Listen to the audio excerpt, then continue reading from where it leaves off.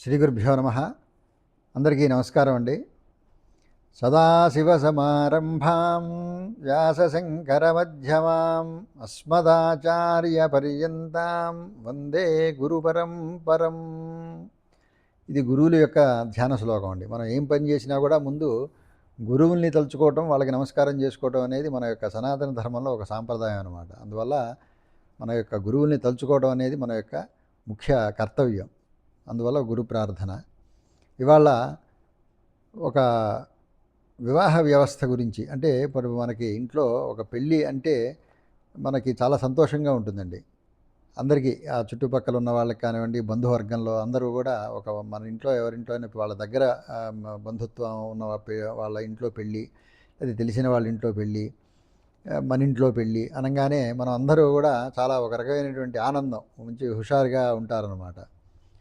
అయితే ఆ వివాహం జరిగేటప్పుడు ఆ ఇంట్లో వాళ్ళకి, చుట్టుపక్కల వాళ్ళకి, వాళ్ళ మనస్తత్వం ఎట్లా ఉంటుంది అనే దాని మీద ఒక శ్లోకం మన వాళ్ళు చెప్పారండి. అది ఒకసారి మనం ఇవాళ చూద్దాము. కన్యావరయతే రూపం మాతా విత్తం పితశ్రుతం బాంధవాః కులమిచ్చంతి మృష్టాన్నం మితరే జనాః. అంటే ఈ యొక్క వివాహం జరిగేటప్పుడు ఎవరు ఏ విధంగా ఆలోచిస్తారు, ఎవరు ఏ విధంగా ప్రవర్తిస్తారు అని మనకి చెప్పేటువంటి శ్లోకం అన్నమాట ఇది. అక్కడ మనం పరిశీలిస్తే కన్యా వరయతే రూపం, ఆ యొక్క పెళ్లి కూతురు ఎవరైతే ఉన్నారో ఆ అమ్మాయి, ఆ పెళ్లి కూతురు పిల్లవాడి యొక్క రూపం గురించి ఆలోచిస్తున్నట్టండి. ఇప్పుడు మొత్తం పెళ్ళి అంటే నూరేళ్ల పంట అంటారు కదా. మరి సంసారం చేయాల్సింది ఆ మనిషి కాబట్టి ఆ అమ్మాయి ఏం ఆలోచిస్తుందట, ఆ అబ్బాయి యొక్క రూపం గురించి ఆలోచిస్తుంది. రూపం అంటే గుణగణాలు కూడా లెక్క వేసుకోవాలి మనం. ఆ యొక్క రూపం, మనిషి ఎట్లా ఉన్నాడు, ఏమిటి, ఇవన్నీ ఆ యొక్క పెళ్లి కూతురు ఆలోచిస్తుందట. తరువాత మాతా విత్తం, తల్లి ఆ యొక్క ఆ పిల్లవాడికి ఉన్నటువంటి ఉద్యోగం కానివ్వండి, ఆ కుటుంబానికి ఉన్నటువంటి ఆస్తిపాస్తులు, వాళ్ళు ఎంత స్థోమత గలవాళ్ళు, ఇవన్నీ కూడా పెళ్లి కూతురు తల్లి ఆలోచిస్తుందన్నమాట. తర్వాత పితా శృతం, అంటే ఆ యొక్క తండ్రి ఏం ఆలోచిస్తాట, వాళ్ళ యొక్క మంచి చెడులు, వాళ్ళ యొక్క గుణగణాలు, ఆ యొక్క వంశ చరిత్ర, వాళ్ళు ఏమిటి, వాళ్ళ యొక్క బ్యాక్గ్రౌండ్ అంటారు కదా, ఈ యొక్క బ్యాక్గ్రౌండ్ అంతా కూడా తండ్రి ఎక్కువగా ఆలోచిస్తాడనమాట. దాని గురించి బాంధవా కులమిచ్చంతి, ఇక బంధువులు ఉంటారు చూసారా, వాళ్ళు ఏం ఆలోచిస్తారట, ఆ యొక్క పెళ్లి కుమారుని యొక్క కులం ఎంత గొప్పది, వాళ్ళ యొక్క కులంలో ఎవరైనా గొప్పవాళ్ళు ఉన్నారా, అంటే ఒక ఐఏఎస్ ఆఫీసర్లో, ఐపీఎస్ ఆఫీసర్లో, లేకపోతే మంచి రాజకీయ హోదా ఉన్నటువంటి నాయకులు ఎవరైనా ఉన్నారా, వాళ్ళ పరపతి ఏమిటి సమాజంలో, ఇవన్నీ బంధువులు ఆలోచిస్తూ ఉంటారట.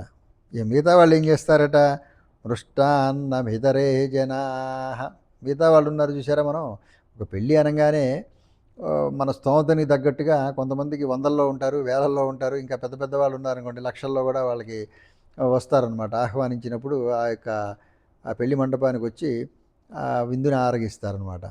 ఇట్లా జరుగుతున్నప్పుడు మిగతా జనాలు మనకిప్పుడు కన్యా పెళ్లి కూతురు ఏ విధంగా ఆలోచిస్తుంది, తల్లి ఏ విధంగా ఆలోచిస్తుంది, అట్లానే తండ్రి ఏ విధంగా ఆలోచిస్తాడు, మిగతా బంధువులు ఏ విధంగా ఆలోచిస్తారు చెప్పుకున్నాం కదా. ఇప్పుడు మిగతా వాళ్ళు, దీనికి సంబంధం లేని వాళ్ళు, ఏదో మనకి తెలిసిన వాళ్ళని మనం పిలుస్తూ ఉంటాం కదా, అట్లా వచ్చిన మిగతా వాళ్ళంతా కూడా ఈ యొక్క విందు, పెళ్ళికి పెట్టినటువంటి విందు ఏ విధంగా ఉంది అని చెప్పేసి వాళ్ళు చెప్పుకుంటారట. అందుకే వాళ్ళ పెళ్ళిళ్ళు చూస్తుంటే మనం ఒక ఎన్ని కౌంటర్లు పెడతారో ఫుడ్కి, ఆ క్యాటరింగ్ వాడు ఎక్కడెక్కడి నుంచో చూసి వచ్చినటువంటి చాట్స్ అనివ్వండి, స్వీట్స్లో ఎన్ని రకాలు, దాదాపు కొన్ని పెళ్ళిళ్ళలో అయితే 30-40 రకాల స్వీట్లు పెడతారు. ఆ తర్వాత చాట్లు అంటారు, తర్వాత కేకులు అంటారు, అక్కడే వేసేటువంటి జిలేబీలు, ఇట్లా మనకి లెక్కలేనమాట. ఒక కూరలు ఫ్రై అంటారు, ఇగురు అంటారు, మనకి దానికి చెప్పడానికి కూడా కుదరనన్ని కౌంటర్స్ పెడతారనమాట. ఫ్రూట్స్, సలాడ్స్, ఐస్ క్రీముల్లో రకాలు, ఇట్లా ఇక అందువల్ల ఆ యొక్క గొప్పతనం అనేది ఆ యొక్క విందులో మిగతా వాళ్ళు బంధువులు కాకుండా వచ్చేటువంటి స్నేహిత వర్గం, మిగతా జనాలందరూ కూడా ఎటువంటి భోజనం పెట్టారు అని చెప్పేసి ఆలోచిస్తారట. ఈ పెళ్ళిలో ఈ విధంగా ఉంటుంది అని చెప్పేసి ఈ శ్లోకం ద్వారా మనకి చెప్పారు. దీన్ని గమనించగలరు. స్వస్తి.